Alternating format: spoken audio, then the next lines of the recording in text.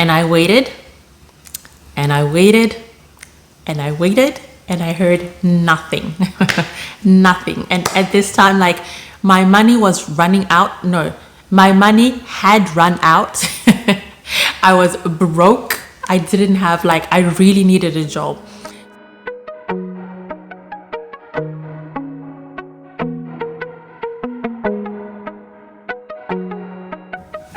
Hello everyone, my name is Kudzie Mapiye and welcome. On this channel, I do videos about my life living here in Australia, and I also share different life lessons that I've learned along the way. Today I'm going to be sharing about my first job in Australia. So just to give you a bit of background, I came in Australia in 2008 as a student, as a full-time student, studying my bachelor's degree. And during those times, as a student, you were only allowed to work 20 hours a week during the school semester, and unlimited hours during breaks and holidays. So that was my situation, and just wanted to tell you a little bit about what the process that I went through to get my first job and how my experience was, and also how much I got paid at that job. So just to give you a little bit of the process. So when I first came to Australia, I really didn't know how to get a job. I didn't know what website to go to, what was the methods people use to get a job. So what I actually did is I used to buy the newspaper. Like, this sounds so funny now, but I really didn't know, other online ways. So I used to buy the paper, and there was this news agent shop close to where I used to live. And I remember I used to have, buy the paper for $2 and then go to the classified section and look for jobs that were available. And then my friend told me that there was actually this website called seek.com.au. So if you're someone looking to come to Australia and you want to get a job, that is really the best place to go, seek.com.au. And even before you come to Australia, you can go to Seek, and they can really show you can really get an idea of the different jobs that are available and also how much they pay. So once my friend enlightened me with this information, I went on seek.com.au. I started browsing different jobs. And to be honest, I didn't find a single job that I was qualified for. Australia is really big on experience. And I had recently finished high school. I really didn't have a lot of work experience. And also my hours were limiting me as to what kind of jobs I could get. I was finding full-time jobs, and I knew I couldn't work full-time because I was also studying full-time. So I had to find a job that was suitable with my circumstances of studying. So just to give you a background of how I set up my studies. So I was studying full-time, but I had the opportunity to group my classes into a few days. So instead of going to class Monday to Friday, I only grouped my classes in 3 days so that I selected classes and tutorials where I would only be going to school 3 days, even if they're a bit longer days and they're a little bit of time there and then you have a big break and a bit of time there. I thought it was better for me to be able to find a job if I at least had 2 free days and then the weekends free. So that's how I grouped my classes. And after that, I really had no luck on Seek for a long time because of that barrier of the qualifications and the hours. So what I started doing is, I had a friend of mine who used to work at this healthcare facility, and I just asked her, do you have any jobs at your workplace? And she was working as a cleaner at that time. And she said, yeah, we have jobs.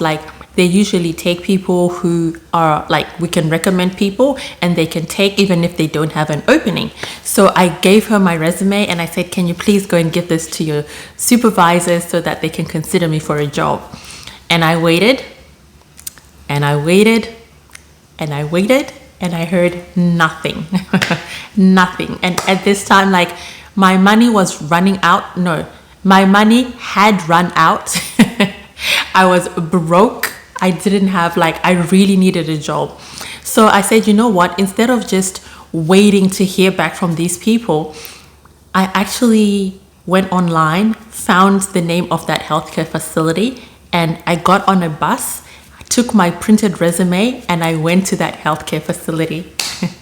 I took a bus, got off, and I walked, and it was quite a walk. Like, maybe, like, this is in Brisbane heat, in the heat of summer, so it was really hot, so it made the walk seem longer than it really was. It was probably about maybe a kilometer, like, not too long, but it seemed long.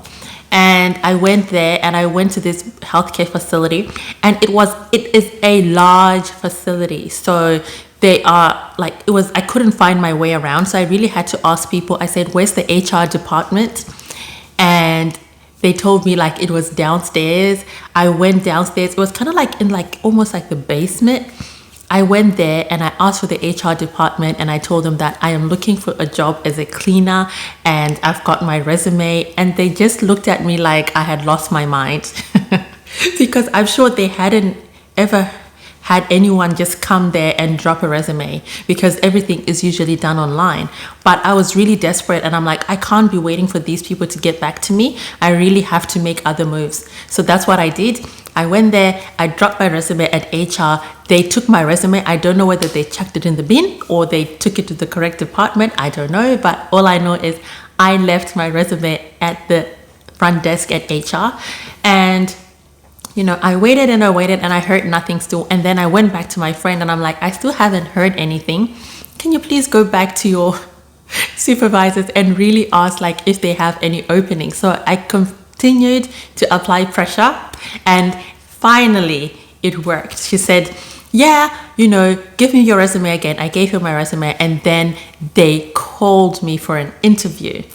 And, like, guys, that was my biggest breakthrough financially, because I was so broke at that time. And so when they called me for an interview, I went for that interview. I was dressed nice, and I really wanted to impress. And, I passed the interview. I got the job. I was so excited.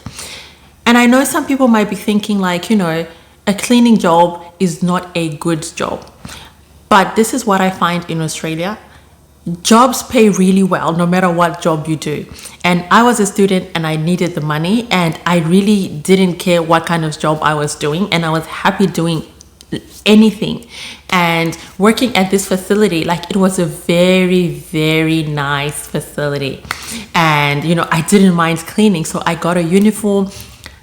Let me tell you what, I wore that uniform with so much pride, because I was so proud that I was earning my own money and I was financially independent.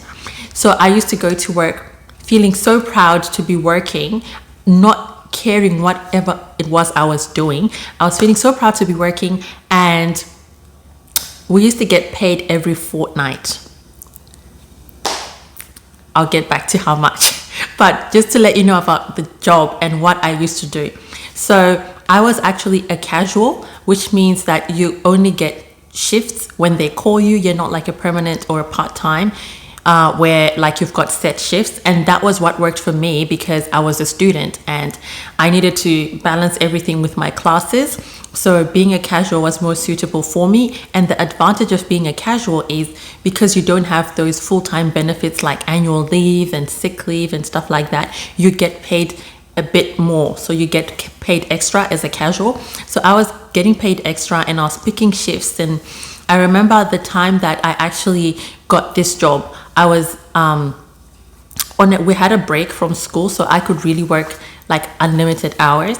And my job involved like coming in the morning. It was an 8-hour shift, so I would come in in the morning. I would go into like the cleaner's room, get my trolley, and there was a duty sheet, and you would go into like a ward. You'll be given a ward to go to, and you would always work in pairs. It was usually with the person that's full-time on that ward, the full-time cleaner, and then it'll be you and wherever else you got sent. So I got sent to different wards every time, and I'd get in, each one of us, like each cleaner had their own trolley.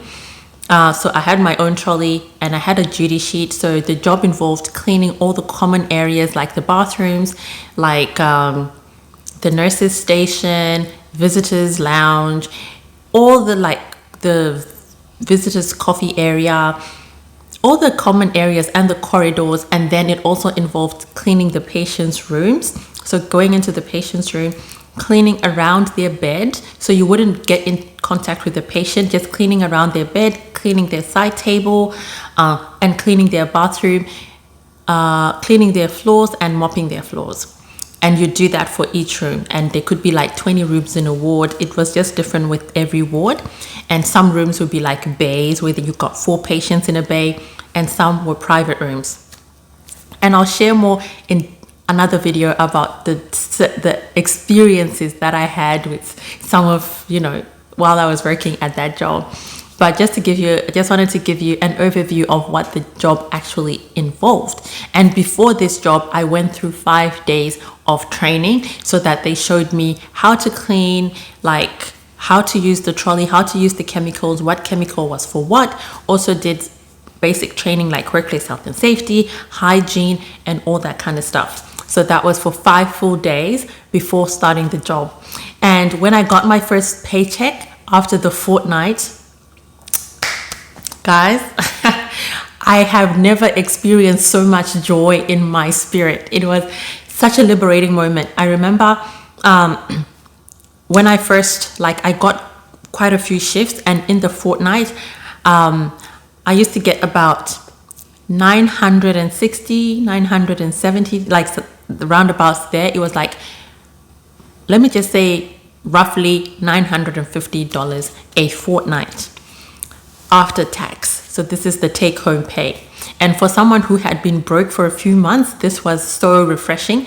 And I didn't have a lot of living expenses because I was living in student accommodation. I didn't have a car at that time. I didn't have any other bills like electricity and all that. It was all covered in my rent. So I really didn't have that many expenses. So $950 a fortnight to me was a lot of money, and it went a really, really long way. And I worked at that place for a little bit over a year before I moved to something else.